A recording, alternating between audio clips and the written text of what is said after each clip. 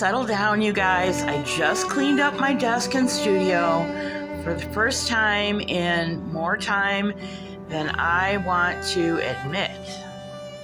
As is often the case, I am a couple of weeks ahead of you.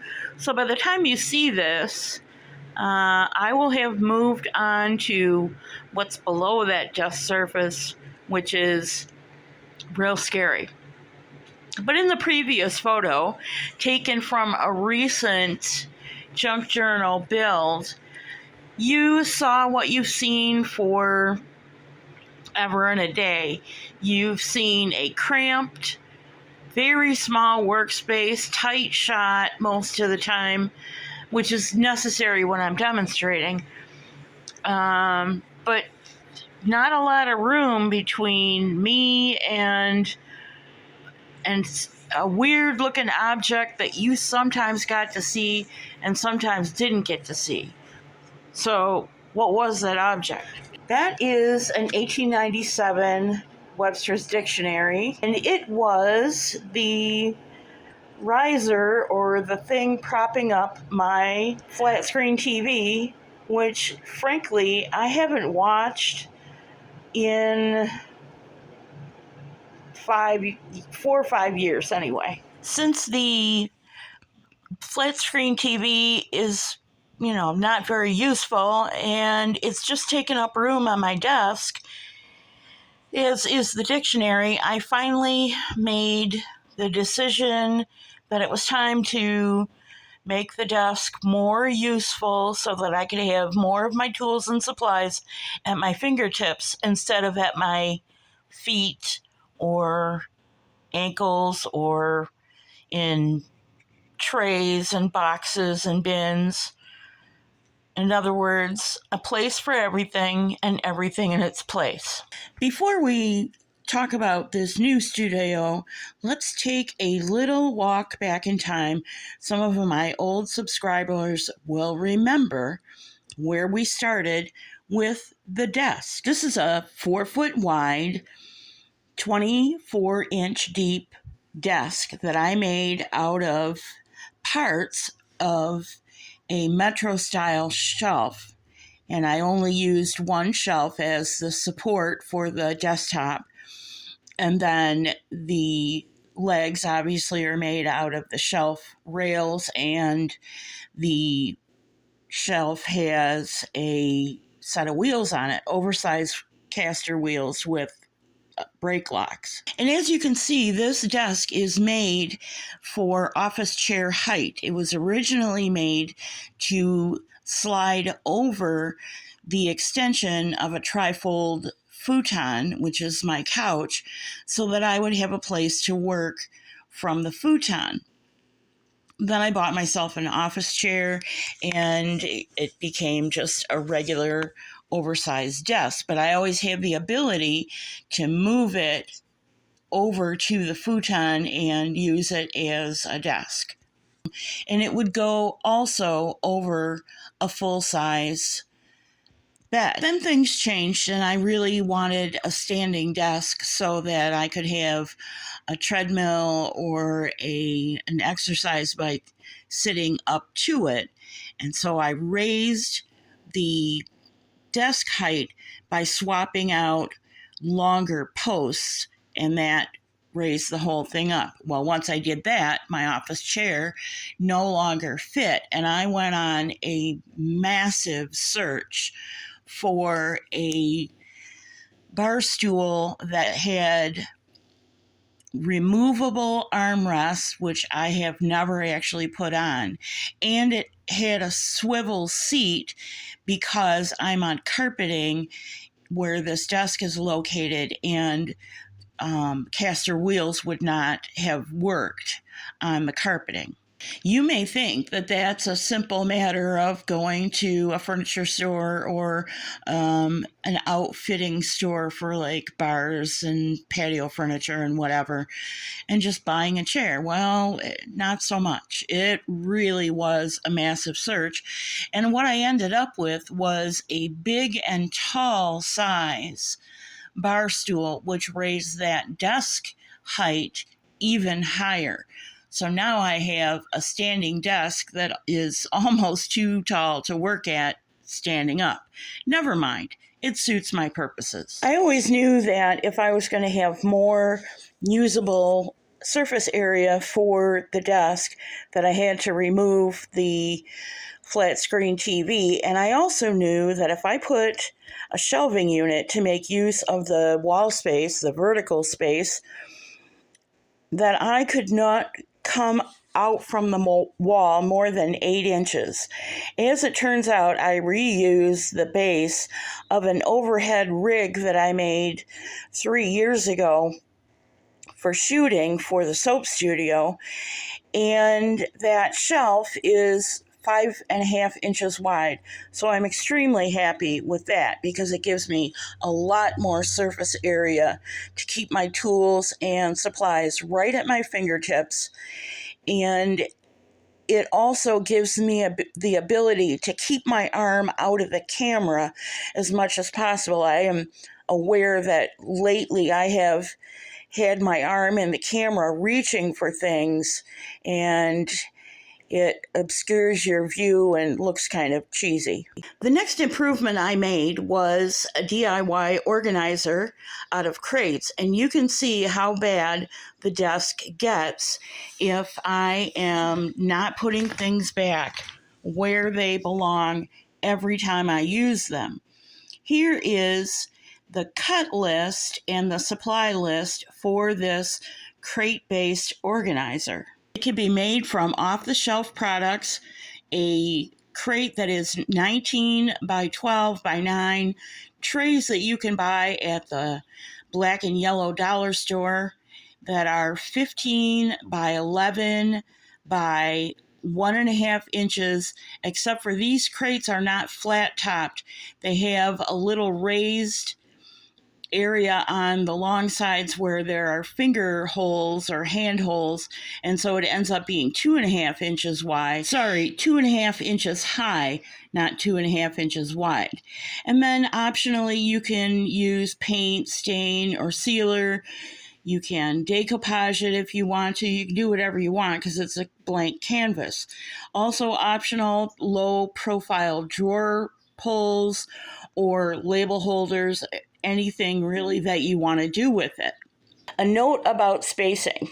So you'll notice that the trays are actually deeper than the crate, and that works out to be about a 2-inch overhang from front to back. It doesn't bother me. If it bothers you, you could cut down your trays, but these are, $5 trays. Why bother? Also, from side to side, your trays are not as wide as your crate is. So you have to make sure that your brackets are at least 2 inches wide to be able to catch the bottom of the trays and hold them in place.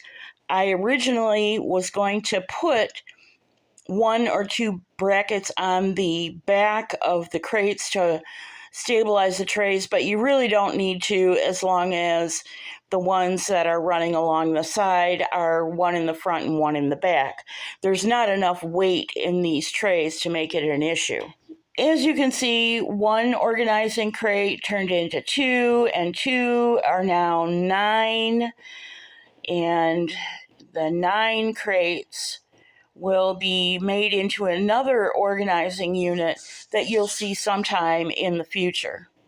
I'd like to thank Harsh Reality for interrupting our program with an advertisement for a video he has just posted. Moving along. You can see on the far left on the desk those trays and where the little handholds are for the trays themselves, so that you get a better idea of what I was talking about when I said you have to accommodate for the top of the tray. Those organizing units are now stacked up too high, which is about 30 inches, maybe a little bit more, because I added casters to them so they can be rolled around, and one sits under my desk pretty much in the same spot where it was when it was on top of my desk. Those crate organizers serve not only as a place for extra supplies or infrequently used supplies that don't need to be on the desk, as well as project trays. So one of the goals of these organizing units was to be able to put everything that I needed for a project away if I was starting a different project, and then be able to take them back out and work on them as materials or tools or supplies came in that I was waiting on.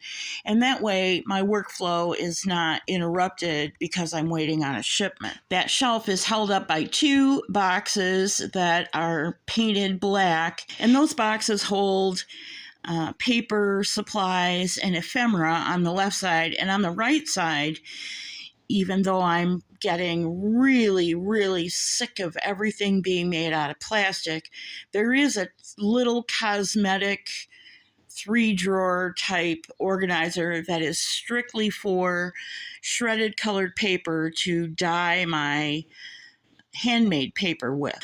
The organizers on the top shelf, there are 2 tower or 2 upright ones, one on the left and one on the right. The one on the left is more paper storage, and the one on the right is for my very limited collection of Ranger ink. I don't do a lot of stamping, but I do like to use more than just vintage photo or walnut stain for edging the paper. And a lot of times you'll just see that I have edged my paper in jet black, and I have not shaded it or distressed it at all. I personally feel like that shading technique is overused, and I tend to shy away from it. In the inset, you see a stencil keeper. I don't have very many large format stencils because I don't work in large format. So they're usually 6x6 or 6x8 sometimes.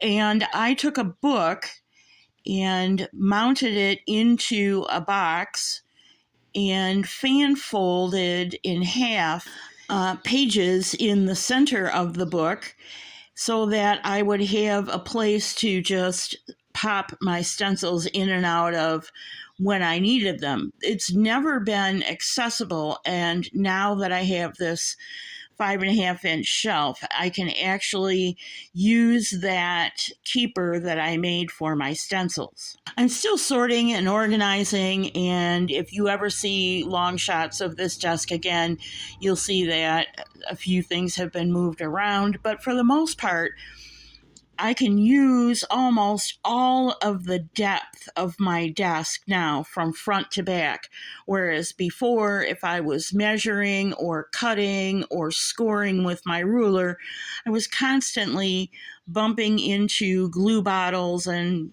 things like that. I also can use my scoreboard if I choose to for either cutting or scoring, whereas before the scoreboard was almost in my lap because there was not enough depth available on the desk. I think I said before that this was a 4-foot long or 4-foot wide desk. It's not. It's actually 5 feet wide. And so my whole paper crafting, anything sit down studio is 24 inches deep from the wall to my, to me, and 5 feet wide. And that includes space, lots of space under the desk for the crate system. I have a cheap dollar store collapsible box that has an upholstered top that I use as a footstool. I will also have room now for my paper shredder. And also off camera, there is a gray cart, 3-tier cart that I intended to use as a mobile supply cart, and it's just been a junk collector. Now I can actually either put that under the desk or I can move it over to what was the soap studio and is now the paper studio off camera in my dining room area. In future, that project, that organizing project that I told you about earlier, will include a drying box for handmade paper, which can also double as a curing rack or a curing box for cold processed soap someday when we return to the soap studio. But you'll have to tune in real soon to see that DIY build. So there you have it, a walk down memory lane for some who have been with this channel for a very long time, and a refresher on things we have done in the past and will be doing in the future here on Alpacamade. Thanks so much for joining me. I hope that you got something out of this, maybe learned something, maybe some part of our DIY playlist has sparked your interest, and I look forward to sharing other projects with you real soon. God bless you. Have a great day. See you soon.